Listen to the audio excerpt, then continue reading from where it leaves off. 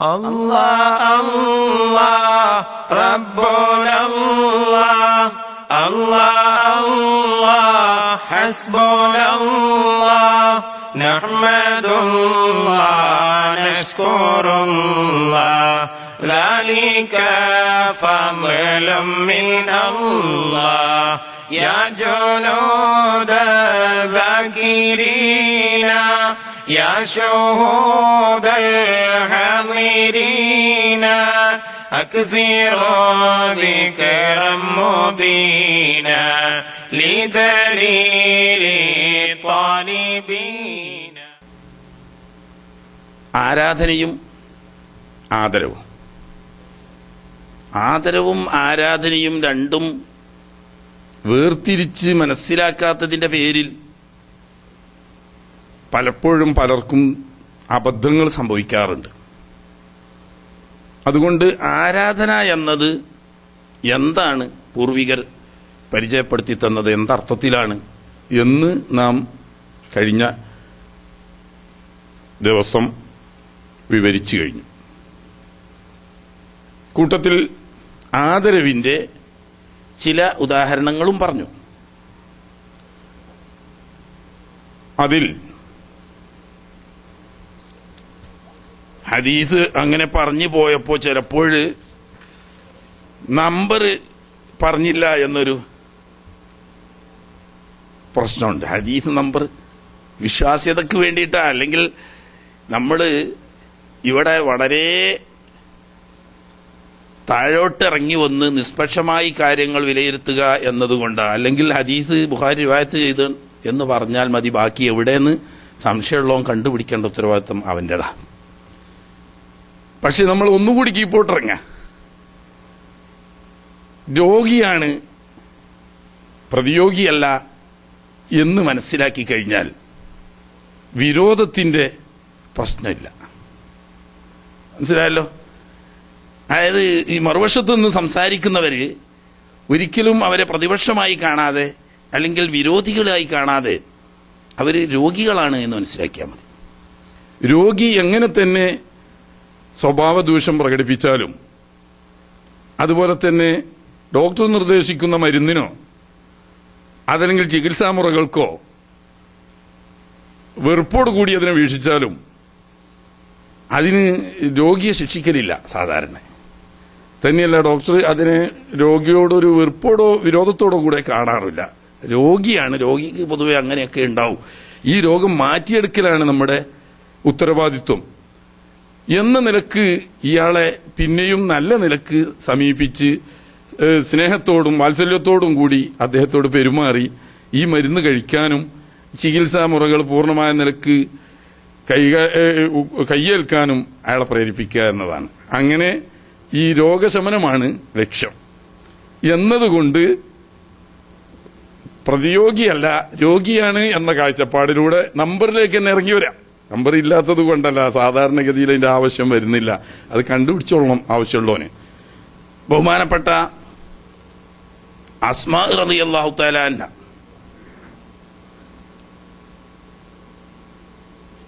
തിരുനബി സല്ലല്ലാഹു അലൈഹി വസല്ലം തങ്ങളുടെ തലമുടി ശേഖരിച്ചു വെച്ചത് ഉമ്മു സലമ റളിയല്ലാഹു തആല അൻഹ, അതുപോലെ ധാരാളം സഹാബകൾ. അതിൽ ഉമ്മു സലമ റളിയല്ലാഹു തആല അൻഹയുടെ കൈവശമുണ്ടായിരുന്ന ഈ മുടി മദീനയിൽ ആർക്കെങ്കിലും കണ്ണേറ് ബാധിക്കുകയോ മറ്റ് രോഗങ്ങൾ പിടിപെടുകയോ ചെയ്താൽ സാധാരണ അവർ ചെയ്തിരുന്നത് വീട്ടിലുള്ള ഏതെങ്കിലും ഒരാളെ ഉമ്മു സലമ ബിബി റളിയല്ലാഹു തആല അൻഹയുടെ ഹളറത്തിലേക്ക് പറഞ്ഞയക്കുകയും അവിടെ ചെന്നാൽ അവർ ഒരു പാത്രത്തിൽ വെള്ളമെടുത്ത് ആ വെള്ളത്തിൽ തിരുനബി സല്ലല്ലാഹു അലൈഹി വസല്ലം തങ്ങളുടെ മുടി മുക്കി എടുക്കുകയും ആ വെള്ളം കൊണ്ടുപോയി ആ രോഗിക്ക് കൊടുക്കുകയും ചെയ്താൽ ആ രോഗം മാറാറുണ്ടായിരുന്നു. ഇങ്ങനെ പലപ്പോഴും സംഭവിക്കുകയും അതനുസരിച്ച് ബഹുമാനപ്പെട്ട സഹാബാക്കളും താബികളുമായ ആളുകൾ രോഗശമനാർത്ഥം ഈ മുടി ഇട്ട വെള്ളം ഉപയോഗിക്കുകയും ചെയ്തിരുന്നു. ഇത് ഒരുപാട് പ്രാവശ്യം ഇമാം ബുഖാരി റിവായത്ത് ചെയ്ത സംഭവമാണ്.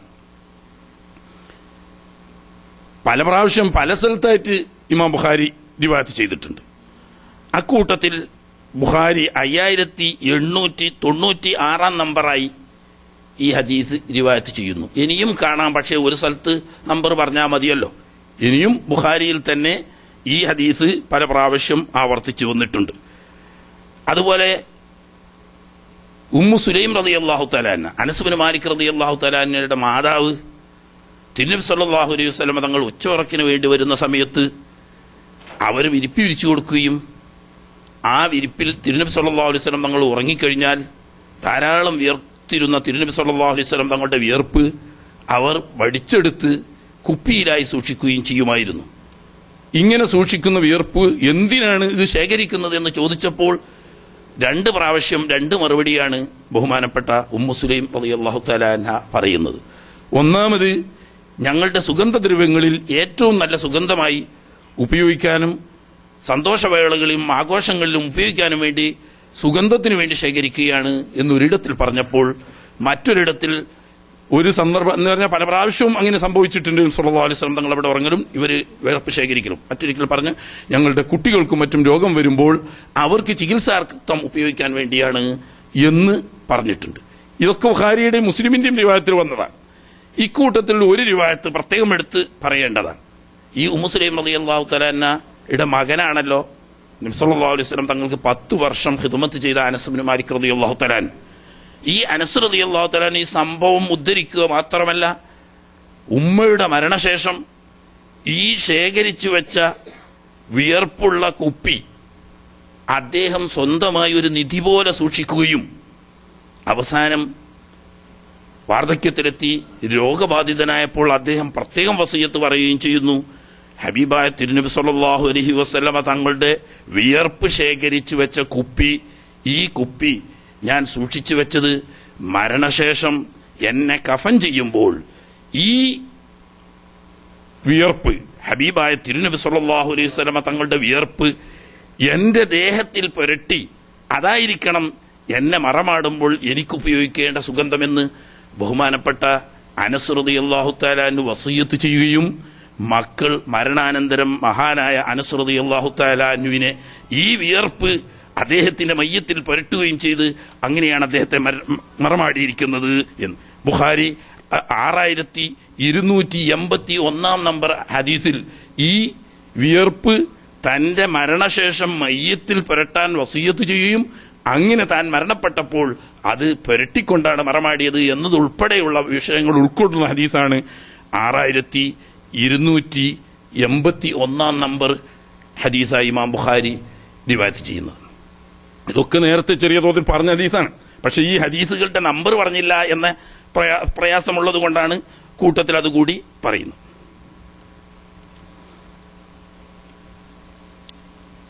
ഇനി അതേ സംഭവം തന്നെ ഇമാം മുസ്ലിമിന്റെ 2331, 2332 എന്നീ നമ്പറുകളിൽ മുസ്ലിമും ഇതേ ഹദീസ് തന്നെ റിവായത്ത് ചെയ്തിട്ടുണ്ട്. പിന്നെ നമ്മൾ പറഞ്ഞു, തിരുനബി സല്ലല്ലാഹു അലൈഹി വസല്ലമ തങ്ങളുടെ രാത്രി ഒരു പാത്രത്തിൽ മൂത്രമൊഴിച്ച് കട്ടിലിന്റെ താഴെ വെക്കുകയും രാവിലെ അതെടുത്ത് ഒഴിവാക്കി വെക്കാൻ വേണ്ടി ഉമ്മു ഐമൻ റളിയല്ലാഹു തആല അൻഹയോട് പറഞ്ഞപ്പോൾ അവർ പറഞ്ഞ മറുപടി, ഞാൻ ഇന്നലെ രാത്രി ഉറക്കമുണർന്നു നോക്കുമ്പോൾ എനിക്ക് അസഹ്യമായ ദാഹം അനുഭവപ്പെടുകയും ഞാൻ വെള്ളത്തിന് പരതിയപ്പോൾ പാത്രത്തിൽ വെള്ളം കണ്ടു. അത് എന്താണെന്ന് എനിക്ക് മനസ്സിലായില്ല.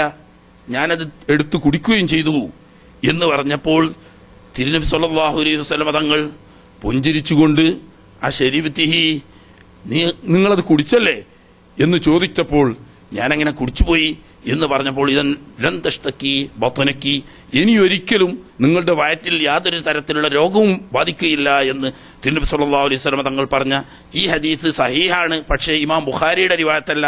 ഇമാം അബൂ യഅല, ഇമാം ഹാക്കിം, ഇമാം ദാറഖുത്നി, ഇമാം അബൂ നുഐം എന്നീ പ്രസിദ്ധരായ 4 ഹദീസ് പണ്ഡിതന്മാരും റിവായത്ത് ചെയ്ത വളരെ പ്രസിദ്ധമായ സംഭവമാണ്. പിന്നെ മറ്റൊരു സംഭവം കാണാം. ബഹുമാനപ്പെട്ട ഖാലിദ് ബിൻ വലീദ് റളിയല്ലാഹു തആല മഹാനവറുകൾ നേതൃത്വം കൊടുത്ത ഒരു യുദ്ധവും പരാജയപ്പെട്ട ചരിത്രമില്ല. എത്ര വലിയ, ഒരിക്കലും വിജയം ലഭിക്കില്ല എന്ന് തോന്നുന്ന തരത്തിലുള്ള, അസാധ്യമെന്ന് ഊഹിക്കപ്പെട്ടിരുന്ന സന്ദർഭങ്ങളിൽ പോലും അത്ഭുതകരമായ വിജയം നേടാൻ ബഹുമാനപ്പെട്ട ഖാലിദ് റളിയല്ലാഹു തആല അൻഹുവിന് സാധിച്ചിരുന്നു. ഒരു വേള സ്വഹാബാക്കളുടെ ഇടയിൽ ഒരു ധാരണ പരന്നു. യുദ്ധത്തിൽ ഖാലിദിന് നേതൃത്വം വഹിക്കാൻ ഖാലിദ് ഉണ്ടെങ്കിൽ ആ യുദ്ധം പിന്നെ പരാജയപ്പെടുന്ന പ്രശ്നമില്ല. ഖാലിദ് ഉണ്ടോ ആ യുദ്ധം വിജയിക്കും. അപ്പോൾ എന്തോ ഖാലിദ് റളിയല്ലാഹു അൻഹുവിന്റെ സാന്നിധ്യം യുദ്ധവിജയത്തിന് അനിവാര്യമാണെന്നോ, അല്ലെങ്കിൽ അത് അങ്ങനെ തിരിച്ചും സംഭവ്യമാണ്, പക്ഷേ അത് മാറ്റം വരില്ല എന്നുള്ളൊരു ധാരണ,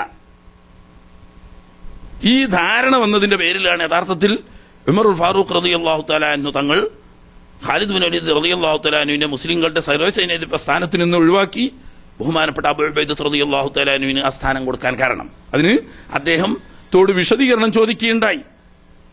സഹാബത്ത് പലരും അതിൽ അസംതൃപ്തരായിരുന്നു. ഇങ്ങനെയുള്ള ഒരു മഹാനായ പടനായകനെ എന്തുകൊണ്ട് മുസ്ലിം സൈന്യത്തിന്റെ നേതൃസ്ഥാനത്ത് നിന്ന് മാറ്റി? ഉമറുൽ ഫാറൂഖ് റളിയല്ലാഹു തആല അൻഹു പറഞ്ഞു, ഖാലിദും നമ്മളെപ്പോലെയുള്ള ഒരു മനുഷ്യൻ മാത്രമാണ്. ഈ ധാരണ മുസ്ലിം സൈന്യത്തിൽ വ്യാപകമായി പോയാൽ ഒരു വേള ഖാലിദിന് രോഗം ബാധിക്കുകയോ അല്ലെങ്കിൽ അദ്ദേഹം മരണപ്പെടുകയോ ചെയ്താൽ മുസ്ലിങ്ങളുടെ മനോദാർഢ്യത്തിന്, ഹിമ്മത്തിന് തകരാറ് സംഭവിച്ചു പോകും. ഒരു വേള അത് അവരുടെ വിശ്വാസത്തെ പോലും ബാധിച്ചു വെക്കുമോ എന്ന് ഞാൻ ഭയന്നതുകൊണ്ടാണ്, അല്ലാതെ അദ്ദേഹം വിശ്വസ്തനല്ലാത്തതുകൊണ്ടോ പ്രാപ്തനോ യോഗ്യനോ അല്ലാത്തതുകൊണ്ടോ അല്ല. ഇങ്ങനെ ഒരു വിശ്വാസം വരുമാർ ബഹുമാനപ്പെട്ട ഖാലിദ് റളിയല്ലാഹു തആല അൻഹുവിന് അനിതര സാധാരണമായ ഒരു വിജയം അദ്ദേഹത്തിന്റെ കൂടെ സഹചാരിയായിരുന്നു എന്ന് പറയാം. ആദ്യമായി നേതൃത്വം ഏറ്റെടുത്തത് നമുക്കൊക്കെ സുപരിചിതമായതുപോലെ മുഅ്ത സംഭവത്തിലാണ്. 4 നായകന്മാരെ നിശ്ചയിക്കുകയും അവർ 4 പേരും വധിക്കപ്പെട്ടാൽ പിന്നീട് മുസ്ലിം സൈന്യം കൂടിയാലോചിച്ച് അവർക്ക് തൃപ്തി തോന്നുന്ന ഒരാളെ നേതൃത്വത്തിലേക്ക് തിരഞ്ഞെടുക്കണമെന്ന് തിരുനബി സല്ലല്ലാഹു അലൈഹി വസല്ലം തങ്ങൾ പറഞ്ഞതനുസരിച്ച് ഈ 4 പ്രമുഖ പടനായകന്മാരും മൂത്ത യുദ്ധത്തിൽ വധിക്കപ്പെട്ടപ്പോൾ മുസ്ലിം സൈന്യം കൂടിയാലോചിച്ചുകൊണ്ട് തെരഞ്ഞെടുത്ത വ്യക്തിയാണ് ബഹുമാനപ്പെട്ട ഖാലിദ് ബിൻ വലീദ് റളിയല്ലാഹു തആല അൻഹു. ആ തെരഞ്ഞെടുത്തതിന് ശേഷം പിന്നീട് അദ്ദേഹത്തിന്റെ നേതൃത്വം എന്നും നിലനിന്നിരുന്നു.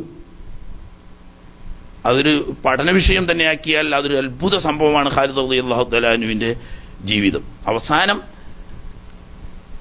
അദ്ദേഹം പറയുക, എന്റെ ശരീരത്തിൽ ശത്രുക്കളുടെ ആയുധങ്ങളെ കൊണ്ട് മുറിവേൽക്കാത്ത ഒരു സ്ഥലവുമില്ല.